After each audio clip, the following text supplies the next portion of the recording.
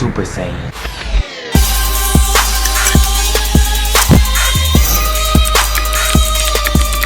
So with the release of the new Dragon Ball Sparking Zero Rivals trailer, we got a teaser of the confirmed character roster so far. And in that roster, there was a lot of empty slots. So the community actually counted up every spot in that teaser for a grand total of 164 playable character slots. Now, you know, as soon as these fanboys got that number, they ran with that joint. Them boys started running a comparison to the Budokai Tenkaichi 3 roster, which this game actually was explicitly stated to be a direct sequel to.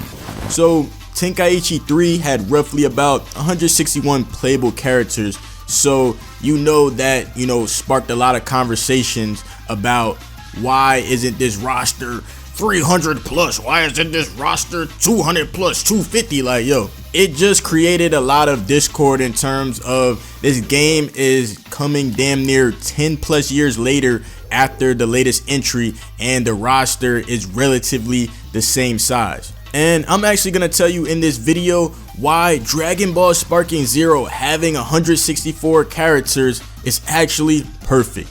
Now, I know this game is coming 10 plus years later in the Dragon Ball, games timeline. The last time Tenkaichi was popping, your boy was watching Bill Nye the Science Guy in elementary school.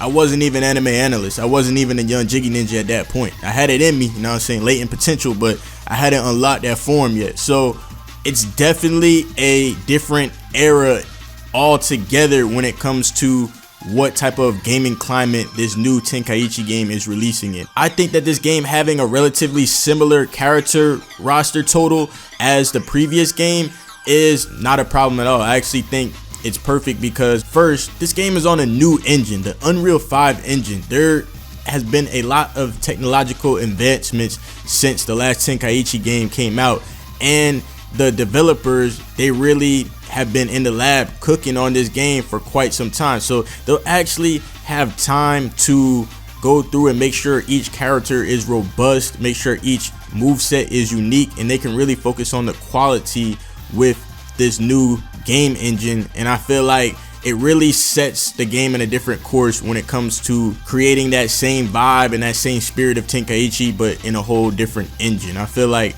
people don't understand how much we're going forward just from changing to a incredible engine like this. And I mean, you can even see in some of the trailers and gameplay that has been released so far, that joint look crispy. Dragon Ball looks the best that it's ever been, quite technically, just from the content that they've released so far for this game that is currently a work in progress. So it's really a good thing that the developers are staying grounded with this type of character roster, and they're also respecting the legacy of Tenkaichi being a game that was known for having an OD ass roster. You had characters that you didn't even know who the fuck them motherfuckers were. You like, yo, who the fuck is this? I was finding out new Dragon Ball characters just from playing Tenkaichi 3. So that shows you the impact that these games had upon the community. I went back and discovered characters I actually fuck with just from finding and playing them in these games. But I think that going into 2024, 2025, they can actually isolate the roster to important characters that are actually going to be boxing for real. I feel like they can get rid of a lot of the gimmick characters that are in that were in the Tenkaichi 3 roster, because there was just a lot of fluff within that roster. Even though that people like playing with the obscure characters, when we're going into 2024 to 2025, like I said, we need the characters that are really going to be about that business, going to be about boxing on day one, can actually be competitive online. Not to say that this game is geared towards a competitive crowd, but I feel like the development team, they're definitely keeping their character roster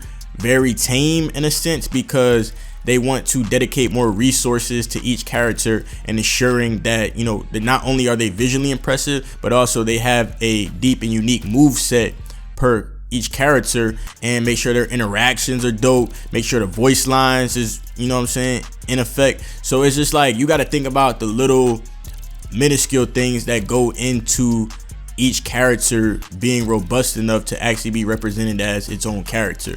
So I think that we're gonna have different characters across the different series in Dragon Ball. Dragon Ball Z, Dragon Ball Super, Dragon Ball GT, the movie joints. Like, we're gonna have a lot of those different characters, but we gotta understand, just to get the game out, you know, with that Tenkaichi title, this is a good start.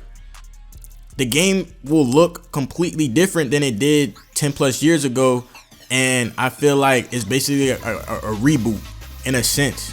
Even though it's a sequel, it's a reboot to the modern anime game quality that we're used to nowadays. So I feel like we can really, you know, step on the right foot when it comes to building up this Tenkaichi brand again with modern technology. So these are some other things of why I think the roster size is perfect and how we will actually benefit from this number of within the roster. So additionally, with this type of roster number, you're gonna have more balance within the game. With each character added, balancing the game becomes exponentially more complex. With, you know, the 164 characters, the developers can balance their abilities, strengths, weaknesses, and really ensure that if people want to be competitive to a certain degree or just fair, they're just gonna make sure there's no Parmesan cheese, Asiago, mozzarella action going on. Somebody trying to spam Big Bang, Kamehameha 100 times, like, you know what I'm saying? So it's the fact that fair gameplay will be more than likely a thing with a roster that's in the realm of practical development means. And also, I think that, you know, with a roster similar to the old roster that they were working with, we'll have room to expand on the game.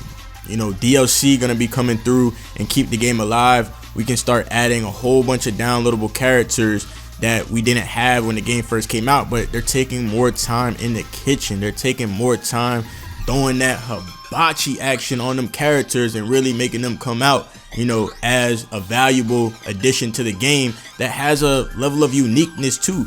So let them cook. That's a real thing. We're gonna get these DLC characters that just don't feel like a copy and paste, a reskin of, you know, characters that already exist. They're going to have a different level of playability because we started off in the realm of realism with this character roster number. So I don't know, that's kind of my thoughts on why I think the 164 playable characters is actually a perfect size. They're really sticking to their roots in terms of what is practical for the development team, and they're working with the new game engine. So you have to let these people start off slow, and then by the time we get, you know, the second modern Tenkaichi game, oh my goodness, that joint gonna be a banger. It's gonna be a repeat of how Tenkaichi 1, they're figuring some shit out, know what I'm saying? Tenkaichi 2, my boy, hey yo, PlayStation greatest hit right there.